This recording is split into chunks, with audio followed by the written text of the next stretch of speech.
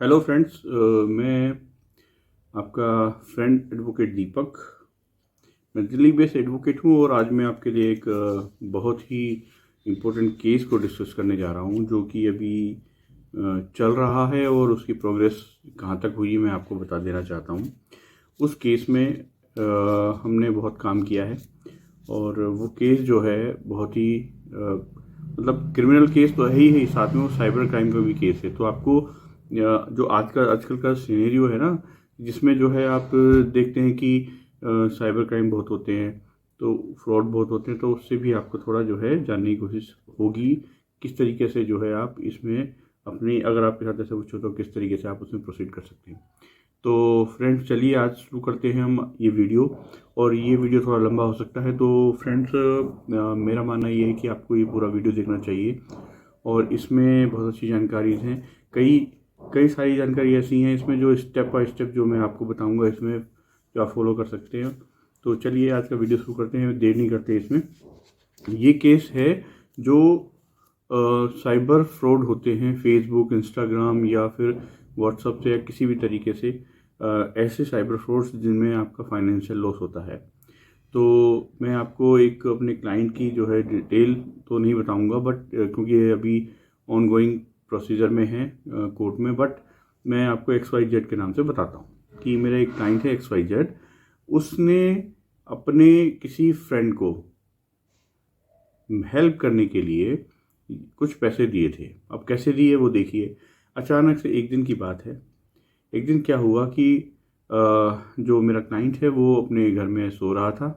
सुबह उठता है, 8 सवा 8 बजे की बात बताता है कि वो 8 सवा 8 बजे उसके पास एक मैसेज आया कि आपके नोटिफिकेशन मैसेज होता है जो पॉपअप, तो उसमें जो है मैसेज आता है मैसेंजर, फेसबुक के मैसेंजर पर कि आपका जो है मैटर ये है कि भाई मैं तुम्हारा दोस्त बोल रहा हूँ, मैं फलाना ABCD हूँ और मैंने जो है मुझे ज़रूरत है अभी कुछ पैसों की, अर्जेंटली मेरे घर में समस्या हो गई है। तो फ्रेंड्स हुआ ये कि उसने जो है अपने फ्रेंड को, सुबह सुबह उठा था तो उसे ऐसा लगा कि जैसे कोई जो है सडनली जो पड़ जाती है, आपस में तो दोस्त होते ही हैं, तो भाई पड़ गई होगी कोई। आज तक तो किसी ने ऐसे मांगे नहीं, उसने उसके और दूसरे फ्रेंड्स हैं उनकी भी हेल्प होती रही, इसने भी मांगे होंगे तो हेल्प होती रही होगी, आपस में करते रहते हैं। तो हुआ ये कि इसने जो है पूछा कि भाई कितने पैसे चाहिए, तो 10,000, 15,000, 20,000 कितने चाहिए, तो उसने सीधा जो है 1.5 लाख रुपए की मांग कर दी। अब इसके पास 1.5 लाख थे नहीं, तो 50,000 रुपये की अमाउंट इसने ट्रांसफ़र कर दी। 50,000 रुपये ट्रांसफ़र की और उसके बाद होता क्या है कि वो जो है नंबर, या कह सकते हो फेसबुक आईडी से कोई मैसेज नहीं आता है। जिस नंबर पर ट्रांसफ़र किया गया था उस नंबर पे भी जो है कांटेक्ट करके देखा गया, वो भी स्विच ऑफ होता है, यानी कि इसका कांड हो चुका था। ठीक है। तो अब ये होता है कि इसमें जो इस तरह की समस्याएं होती हैं, ये आपके साथ इंस्टाग्राम के थ्रू भी हो सकती हैं, व्हाट्सएप पे भी, या फिर नॉर्मल कॉल्स भी आ सकती हैं। और फेक कॉल्स में आपकी, आजकल तो AI का ज़माना है, तो और आर्टिफिशियल इंटेलिजेंस से क्या होता है कि आवाज़ भी सेम टू सेम जो है अपने दोस्तों की, घर वालों की, रिश्तेदारों की जो है निकाल के मांग सकते हैं। फाइनेंशियल लॉस हो सकता है आपका पैसे वैसे का, तो इसका आपको ध्यान रखना बहुत ज़रूरी है। अब आगे की प्रक्रिया बताता हूँ कि क्या हुआ। तो ये मेरे क्लाइंट XYZ ने तुरंत क्या किया कि इन्होंने मुझसे कांटेक्ट किया। मैंने कहा भाई देखो, अभी जो है आप सीधा साइबर क्राइम की जो है कंप्लेंट कर सकते हैं। पहले आप जाएं पुलिस स्टेशन या फिर आप 112 पे कॉल कर दीजिए पहले। उसके बाद आप एक जो है साइबर क्राइम का जो नंबर मिलता है वहाँ से उनसे ले लीजिए और वो जो है सीधा आप जो है साइबर क्राइम सेल को कांटेक्ट कर लीजिए, या साइबर क्राइम सेल की दिल्ली क्राइम जो साइबर सेल की जो साइट है ऑनलाइन, गूगल क्रोम पे जाकर आप जो है गूगल पे पता लिखें और वो सामने आ जाती है, उस पर अपनी कंप्लेंट बुक करा सकते हैं, तो करा दो। तो इन्होंने ऐसा ही किया, कर दिया। करने के बाद ये पुलिस स्टेशन भी गए। अब देखिए पुलिस स्टेशन में, अब ये लोकल पुलिस स्टेशन की समस्या बताता हूँ मैं कि आप जो है पुलिस स्टेशन जाते हैं, देखिए अब मेट्रो सिटी में रहते हैं तो वो हाल मेट्रो सिटी का है जो मैं अब बताने वाला हूँ, और इससे भी बुरे बुरे हाल यूपी, उत्तराखंड, हिमाचल और दूसरे दूसरे शहरों के हैं, दूसरे गाँव के हैं, जहाँ पर छोटे छोटे जो है थाने चौकियाँ होती हैं, वहाँ पे क्या हाल करते हैं ये लोग, पुलिस में किस तरीके से जो है एक्ट किया जाता है आम शिकायत करने वालों को, पीड़ित के साथ। ये मेरे जो XYZ कंप्लेंट करने गए शिकायतकर्ता, पीड़ित थे ये, अब इनको जो है शिकायत करने के इन्होंने हैंड राइटिंग में लिख के अपनी कंप्लेंट दी। उसके बावजूद उन्होंने पुलिस स्टेशन में, दिल्ली के अंदर पुलिस स्टेशन में बाकायदा जो है इनसे कहा कि आप ये अलग रखिए, पहले आप हमें सारी समस्या को बताएं, हम अपनी हैंड राइटिंग में लिखेंगे। अब हैंड राइटिंग में लिखो, चलो कोई नहीं, वो तो उन्होंने लिखवा दिया। उसके बाद जो है इन्होंने अपनी वो कंप्लेंट भी दे दी। कंप्लेंट की, इन्होंने कहा कि कॉपी मुझे रिसीट, तो पहले तो वो वापस नहीं दे रहे थे, ठीक है, वापस दे रहे हैं तो क्या करते हैं कि उन्होंने सिर्फ स्टैंप लगाई और दे दी। No signature, no appointment of any investigating officer, कुछ नहीं। अब उन्होंने कहा कि थाने में कि आप इसमें कुछ गलती है तो देख लीजिए। तो रिसेप्शन में जो है, जो रिसेप्शन ड्यूटी पे होते हैं पुलिस वाले, उन्होंने मना कर दिया। लेडी पुलिस वाली थी उस टाइम, और थोड़ा सा जो है ड्यूटी ऑफिसर भी जो है लेडी थे, तो ज़्यादा बहस नहीं करी, इन्होंने चले गए। अब होता क्या है कि अब ये देखिए, ये समस्या दिल्ली की बता रहा हूँ, उन्होंने तो दे दिया। यूपी में, नोएडा में, गाजियाबाद हो या फिर कहीं पर भी, आप किसी भी देश के दूसरे और स्टेट के किसी गांव के, सिटी, नगर पालिका के या टाउन में चले जाएं, वहाँ पर तो ये से भी बुरा हाल है। वहाँ पे तो आपको पेपर की आप लेके जाएंगे, वहाँ पे मोहर तो दूर की बात है, साइन करके नहीं देगा कोई, कहेंगे जाओ जी अपना आप कर लो जो करना है, ठीक है। फिर आप जो है पोर्टल पे जाओगे, पोर्टल पे आप भेजोगे, फिर आप दूसरी और तरीके की प्रोसीजर करेंगे। तो ये जो केस था, 2021 का था, जब कोरोना का टाइम वगैरह चल रहा था, उस टाइम की बात है। और ऑब्वियसली हो सकता है कि उस टाइम जो है ज़्यादातर लोग अपने घर में थे, तो कोरोना के टाइम पर लोगों ने जो है एक दूसरे की मदद के लिए पैसे ट्रांसफ़र किए, तो इसलिए जो है इन्होंने भी कर दिए थे किसी वजह से। चलो आगे होगी समस्या जानकर। अब होता क्या है कि इन्होंने जब वापस आकर मुझे बताया कि ऐसा ऐसा हो गया, अब मैंने इनसे कहा कि देखो भाई साहब, आपका जो है तो इसमें आधा अधूरा काम किया गया है, चलिए हम आगे बढ़ते हैं। तो इसके बाद हमने प्रोसेस शुरू किया। 156(3) CRPC का पहले कानून होता था, तो उसके तहत हमने जो है एक FIR दर्ज करने के लिए अपनी पिटीशन फाइल करी। अब देखिए, पिटीशन हमने फाइल कर दी, 15 से 20 दिन या महीना भर ही हुआ होगा, इतना ही दिन, महीना भर समझ लीजिए। तो उसमें जो है कोई रिप्लाई नहीं आया। हमसे कहा गया, उस दौरान एक्चुअली क्या था, दिल्ली में बॉर्डर पर किसान आंदोलन भी चल रहा था। तो पहली बार कहा गया किसान आंदोलन में पुलिस बिजी है। उसके बाद 2 महीने के बाद की डेट मिली तो भी बिजी है। तो तीसरी बार मिली नवंबर में, तो भी बिजी है, ठीक है। तो ऐसे जो है मतलब टाइम बीतता गया। तो आईओ जो है पहले जो अपॉइंट हुए थे, उन्होंने हमारी जो डिटेल ली थी, उसके बाद उनका ट्रांसफ़र हो गया। फिर दूसरे आए तो दूसरे ट्रांसफ़र हो गया, तीसरे आए तीसरे ट्रांसफ़र हो गया। अब तीसरे आए तो मुझे मजबूरी ये रही कि मैं जो है उस टाइम बर्दाश्त नहीं कर पाया कि आखिरकार ये जो है अपनी जो लीगल वर्क की लायबिलिटीज़ हैं वो नहीं निभा रहे हैं। तो मैंने कोर्ट में, ऑनरेबल कोर्ट में जो है, जो उस टाइम मेट्रोपॉलिटन मजिस्ट्रेट होते थे, आजकल जुडिशल मजिस्ट्रेट होते हैं, तो मैंने उनको आर्गूमेंट किया। आर्गूमेंट में मैंने कहा कि जो है ये तो सरासर बहाना है, ठीक है, साइबर कंप्लेंट है, साइबर क्राइम की कंप्लेंट है, तो दिल्ली पुलिस ने अपने पास क्यों रखी हुई है, आपको लोकल थाने से ट्रांसफ़र कर देनी चाहिए साइबर क्राइम सेल में। साइबर क्राइम सेल ने वापस इनको भेज दी, किनको, दिल्ली पुलिस के थाने में, कि आप देखें, ये कोई जालसाजी का केस नहीं है, कुछ और नहीं है, बस साइबर क्राइम की मैटर है, साइबर फ्रॉड हुआ था। तो मेरे क्लाइंट ने बहुत हेल्प भी करी थी। उन्होंने क्या किया कि जो है जितनी ट्रांजेक्शन्स हुई थी, उस ट्रांजेक्शन्स जो है जिस नंबर से हुई थी, जिस नंबर से नंबर पे हुई थी, जिस नंबर से नंबर पे आगे हुई थी, उन सबका जो है सारी डिटेल जो है पुलिस को प्रोवाइड की थी। अब सोचने वाली बात है, जब एक व्यक्ति इतना कुछ करके दे रहा है तो आप क्या करना चाह रहे हैं। पुलिस ने इतना भी ध्यान नहीं दिया, तो पुलिस ने बहाना बनाया कि जी हम तो जो है धरने प्रदर्शन के उसमें वो हैं, बहाना बनाने में एक्सपर्ट है पुलिस, तो अब बना दिया। तो मैंने जो है इस बात को जज साहब के सामने रखा कि ये जो है इस तरीके से बहाना बना रहे हैं और कुछ नहीं है, आप जो है इसकी स्टेटस रिपोर्ट मंगाइए। तो इमीडिएट इफेक्ट से उन्होंने ऑर्डर किया। पहले ही बात तो ये मैंने इनके लूपहोल बताया कि इन्होंने जो रिसीट दिया उसमें सिग्नेचर करके नहीं दिया, आईओ अपॉइंट नहीं किया, सिर्फ मोहर लगा के दे दी। तो ये जो बहुत बड़ा फॉल्ट था, उस पर हमने हमारे आर्गूमेंट पर जो है जज साहब ने जो उस टाइम बैठे हुए जो पुलिस में अथॉरिटी थी, यानी कि उस टाइम ऑथेंटिक पर्सन थे जिन्होंने ये सब किया था रिसेप्शन पे, वो लेडी पुलिस वाले थे, जो उनको सस्पेंड कर दिया सीधा।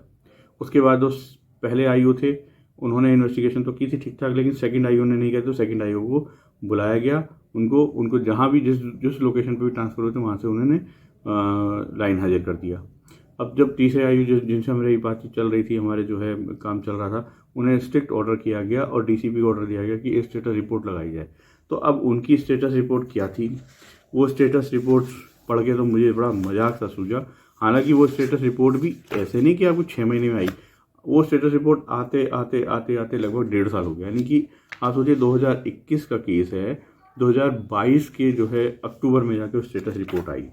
ठीक है, अब 6 महीने की डेट डाल दी गई, जज साहब ने 6 महीने की डेट डाल दी, चलो ठीक है, कोई रीज़न रहा, आनंद क्या नाम है, किसानों का आंदोलन था, ये था वो था, दुनिया भर की चीज़ें। तो इसमें जो है 1.5 साल के बाद स्टेटस रिपोर्ट आती है। स्टेटस रिपोर्ट में क्या कहा जाता है मैं आपको पढ़ के सुनाता हूँ बाकायदा। देखिए मेरे पास जो है, मैं आपको कोई केस वो है क्या नाम है, चलता हुआ केस है, तो मैं इसमें ये बता सकता हूँ। ऐसे स्टेटस रिपोर्ट आ रखी है, ज़्यादा डिटेल में नहीं दिखा सकूँगा मैं आपको, तो बस इतना बताऊँगा, पढ़ के बता देता हूँ थोड़ा सा कि इसमें हुआ क्या कि कंप्लेनेंट ने इतना बैलेंस बताया है, अकाउंट में इतना चेक किया गया तो इतना है, इतने से इतने ट्रांसफ़र हुआ, इतना मांगा गया था। और उसके बाद कंप्लेनेंट ने सस्पिशियस इनिशियल स्टेज पर जो हेल्प करने के नाते अपने उस फ्रेंड के अकाउंट पर जो कि वो था उस पर ट्रांसफ़र किया गया। वो नंबर, जिस नंबर पर ट्रांसफ़र हो वो नंबर जो है ये पाएगा कि वो जो है सस्पिशियस है, और इस तरीके से इनका ये पैसा जो है इनका ट्रांसफ़र हुआ। अब इन्होंने क्या किया कि ये सब डिटेल लिखने के बाद डिटेल में लिखा कि कैनरा बैंक वगैरह से जो है अकाउंट रजिस्टर्ड था, जिस नंबर पर ट्रांसफ़र हुआ उसका वो किसी अकबर नाम के व्यक्ति के नाम पे था। तो इन्होंने क्या किया, किसी अकबर नाम के व्यक्ति जो कि डिस्ट्रिक्ट भरतपुर राजस्थान का रहने वाला है, ठीक है, वहाँ से जो है एक व्यक्ति को जो है इंक्वायरी करी और वहाँ एड्रेस पाया गया एज इनकरेक्ट।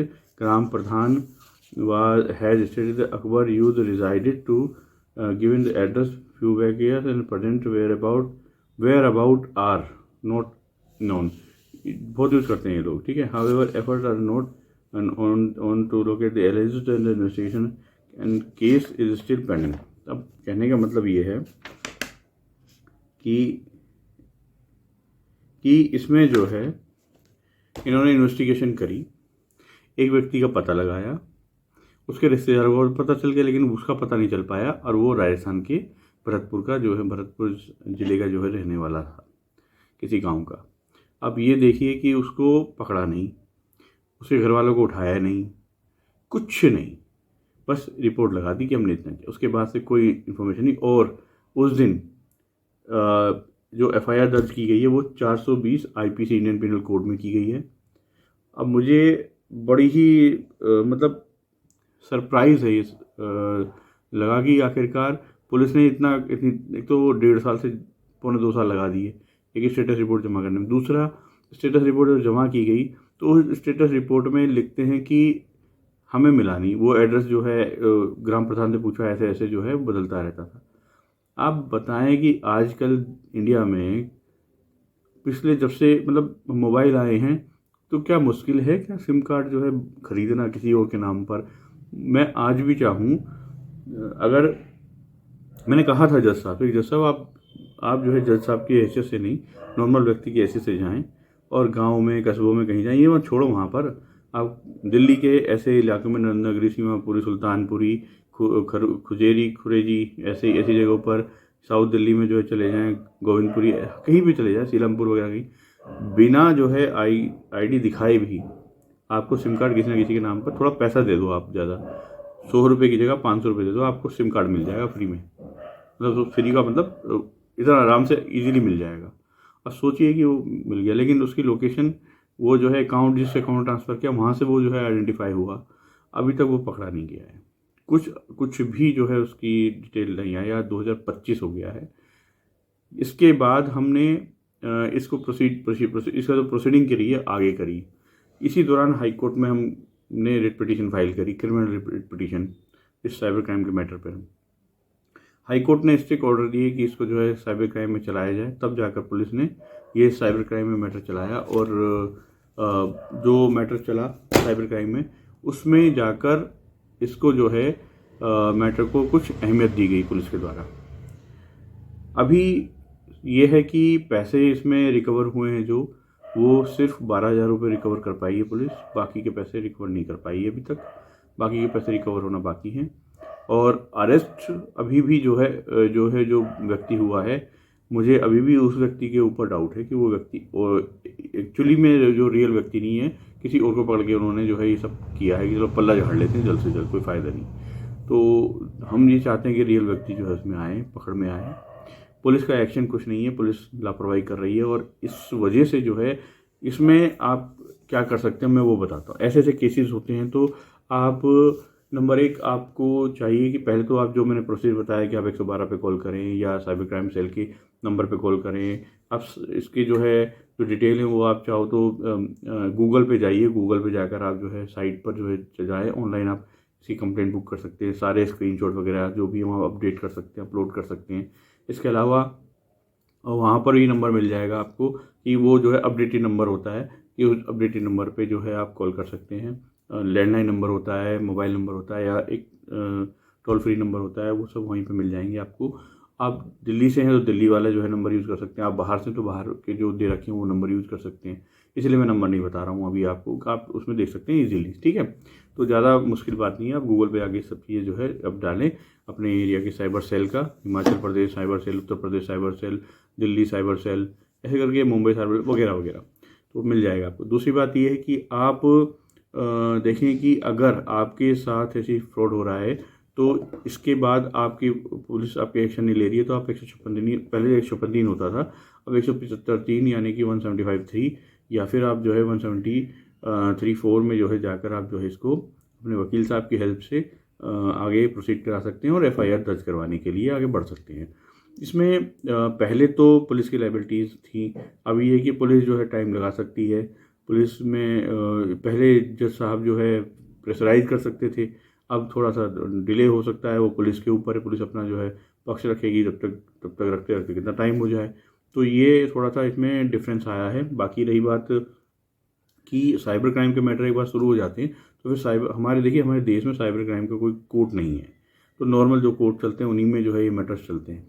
दूसरी बात ये कि ना ही कोई जज है, इवन जज ही नहीं है साइबर क्राइम के, स्पेशलाइज्ड जज होते हैं, जैसे पॉक्सो के होते हैं, NDPS के होते हैं, या PMLA के होते हैं, जो CBI के होते हैं। इस तरह से हमारा कोई साइबर क्राइम के कोई जजेस हैं नहीं। ऊपर से हमारा जो इंफ्रास्ट्रक्चर है साइबर क्राइम होने के बाद पुलिस का, वो बहुत ही मतलब लेजी टाइप का है। बहुत सारे पैसे रिकवर होते हैं, लेकिन वो वही पैसे होते हैं जो करोड़ों लाखों में होते हैं।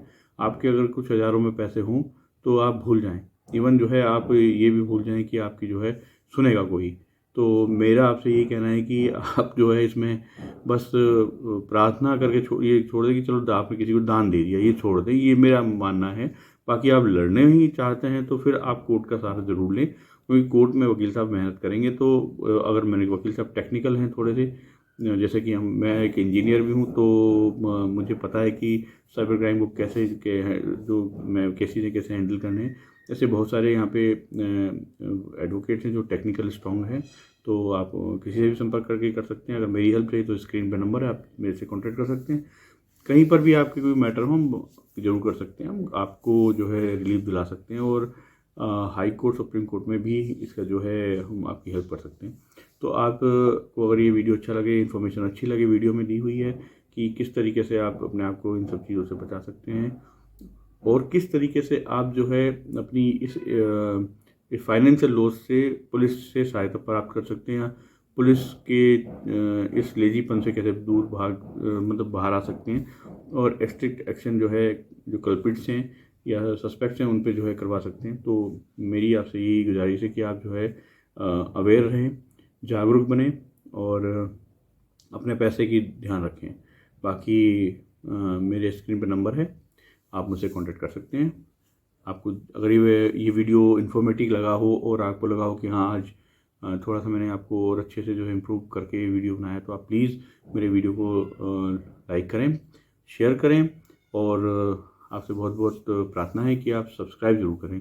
सब्सक्राइब करेंगे थोड़ा और मोटिवेशन मिलेगा मुझे अच्छे वीडियो बनाने का, और मैं व्लॉग वीडियोस भी साथ में बनाता रहता हूँ इन्हीं वीडियोस के साथ, इन्फॉर्मेटिव वीडियो, क्योंकि मेरे जो इस चैनल का नाम है वो है व्लॉगर अटॉर्नी दीपक के नाम से। तो मैं इन्फॉर्मेटिक वीडियोस बनाता हूँ और साथ में अपने व्लॉग भी। तो आप सभी वीडियोस को देखना चाहें तो ज़रूर देखें। और मैं दिल्ली बेस्ड एडवोकेट हूँ, आप चाहें तो दिल्ली आके मिल सकते हैं। अपनी लोकेशन पे बुलाएं, नॉमिनल चार्ज जो भी होंगे हम चार्ज करेंगे, आपको जो है आपकी हेल्प करेंगे। Thank you very much. आज का वीडियो देखने के लिए धन्यवाद।